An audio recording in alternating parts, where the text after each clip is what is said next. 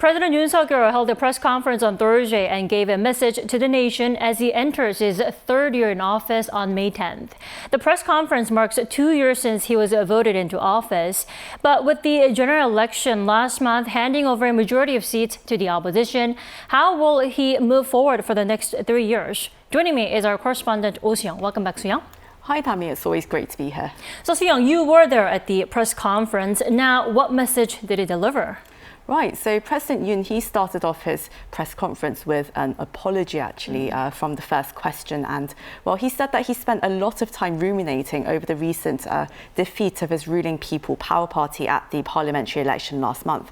Once again, apologising for what he identified as two major points, first being the economy. He said that despite his best efforts to strengthen the foundations of the Korean economy, the changes were not tangible in the everyday lives of Korean citizens. He also acknowledged that he had failed in communicating his policies effectively and engaging with the public. Over the past 2 years of his administration, Yoon has focused on making more long-term structural improvements, such as increasing the competitiveness of Korean businesses, particularly in new lucrative high-tech industries such as semiconductors, as well as reforming the labour, education and pension systems to increase Korea's productivity by removing inefficient practices. Yoon made it clear that on the direction of his policies on fostering a market-driven economy, that's going to remain quite intact, but he is willing to be a bit more flexible and communicative. 저희가 더욱 소통하는 정부, 또 민생에 관해서 국민의 목소리를 더욱 경청하는 정부로 바뀌어야 한다는 그런 기조 변화는 저는 맞다고 생각합니다. 고칠 것은 고치고 또 일관성을 지킬 것은 지키고 이렇게 하겠습니다. Experts say more communication could help build public discourse and perhaps consensus on the pressing issues that Yoon is pushing for. They might understand why he's pursuing the policies that he wants to implement, and until now it was difficult to know because there was no real explanation as to why the policies he was suggesting were necessary. And I think if he goes straight to the public through the press, I think he will be in a better position to negotiate within the National Assembly because he may be able to get public opinion, for example, behind his policies. And in his plans for the next 3 years, he announced the launch of a brand new ministry to tackle the country's low birth rate. What can you tell us about that, among other efforts to improve the country's prospects? Right, so before his press conference, actually, in a video message that he gave, he talked about creating a new ministry specifically to respond to the country's chronically low birth rate, which is expected to fall below 0.7 child per woman this year. And that's, as ever, the lowest in the OECD. The minister in charge is also going to act as the Deputy Prime Minister for Social Affairs and work on policies combining the fields of education, labour and welfare in order to create comprehensive solutions. Going forward, Yoon said that he will open up an era of supporting the middle and working classes economically and socially. He also said that he remains focused on taming inflation and that he is aware that meal and grocery prices are still high, although the overall macroeconomic conditions look to be improving.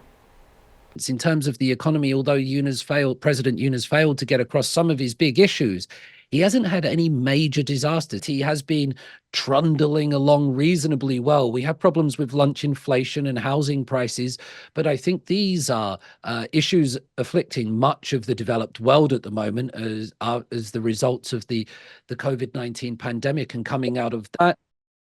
You know, Thursday's briefing took place 21 months after Yoon's previous media conference. Now, journalists were, of course, bursting with questions on the state of affairs on the domestic front.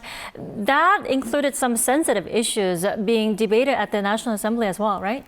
Yes, very much so. So first of all, he addressed the request or the push by the main opposition party to launch another probe into his wife, First Lady Kim Gun-hee, and regarding her alleged involvement in stock manipulation and also accepting a luxury handbag from a pastor in 2022. Now, in regards to the bag, Yoon apologised for his wife's imprudent behaviour in front of some 150 reporters, and he wouldn't comment on the prosecution's current probe into the matter, though, as to not not influence the proceedings. However, on the alleged stop manipulation, he pointed out that that an investigation was actually held and concluded without finding her guilty under the previous opposition-held administration. He said that at the time it had been a political move targeting him.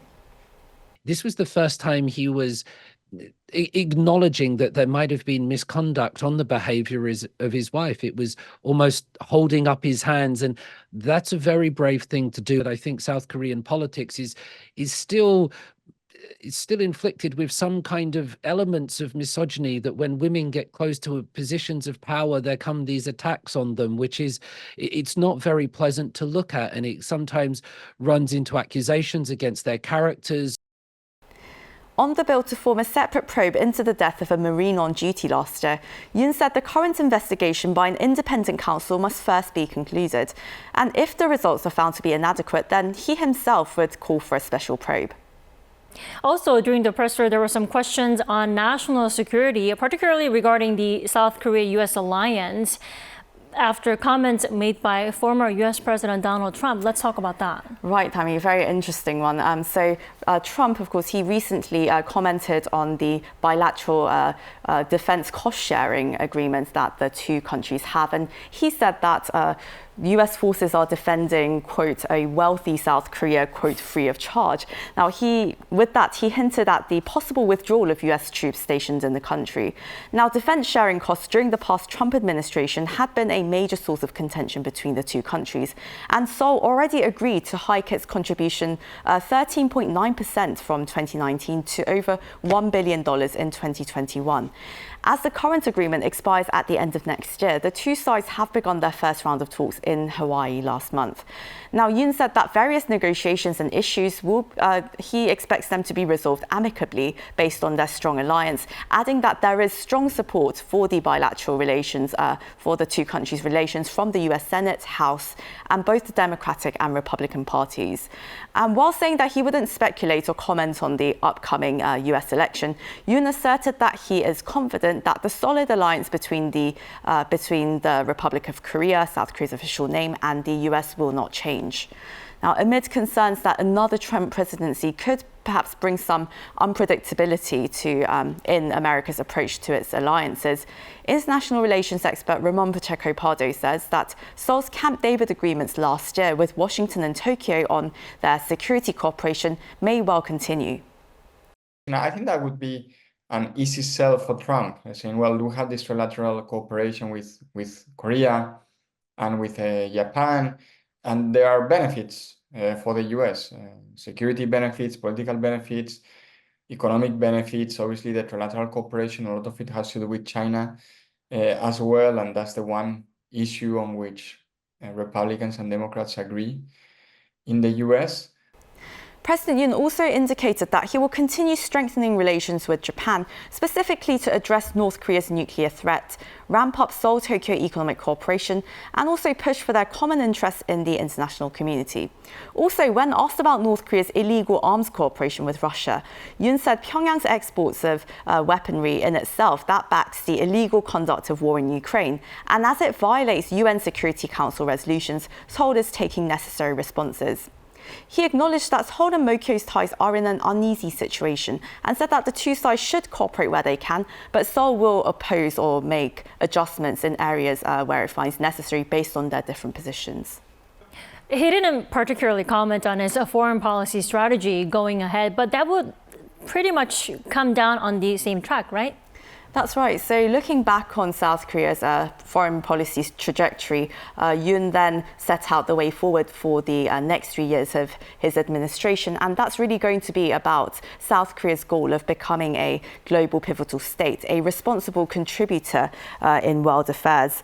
His office noted that Yoon held 153 summits with some 97 world leaders since his inauguration, expanding South Korea's ties with the Association of Southeast Asian Nations, 3 major Gulf states and Pacific Island nations.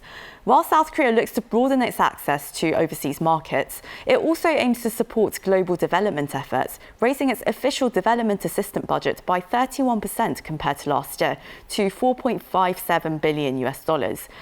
Yoon is set to host Korea's first ever Africa summit with some 54 African nations in Seoul, focusing on shared growth, sustainability and solidarity. All right, Sooyoung, thank you so much for the report today. Right, and Tammy, great job on doing a full year of this amazing program. Thank you so much.